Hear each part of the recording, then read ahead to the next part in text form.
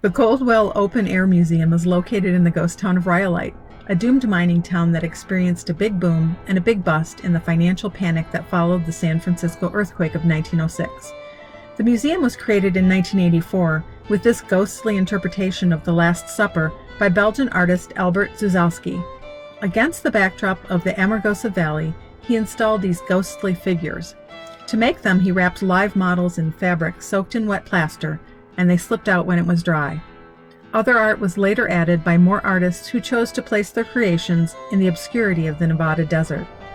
One of the quirky pieces shows a legendary prospector of Rhyolite with a penguin, representing the artist who always felt out of place in the desert. The most famous piece is Lady Desert, the Venus of Nevada, a pixelated version of a Greek sculpture.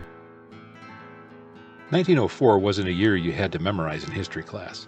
Sure, Theodore Roosevelt was president, the Army Corps of Engineers started building the Panama Canal, and Henry Ford set a new land speed record of almost 92 miles per hour.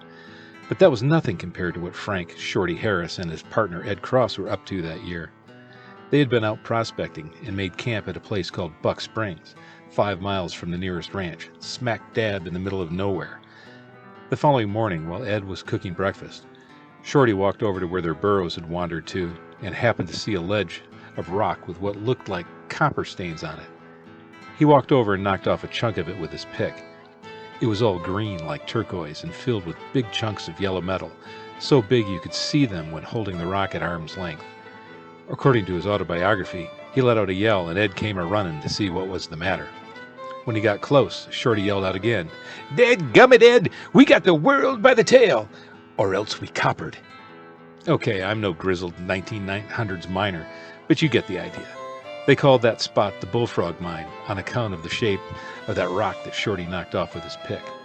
That's how it all began. People flocked to the area and it eventually became a town. They named it Rhyolite after the volcanic rock found there. It had hotels, stores, a school, an ice plant, 2 electric plants, foundries, machine shops, a hospital, and 3 railroads serving it. Not to mention a busy red light district that drew women from as far away as San Francisco. Just like the boom, though, the bust came quick. In 1916, the power plants flipped the switch and turned out the lights in the dying town that was once Rhyolite.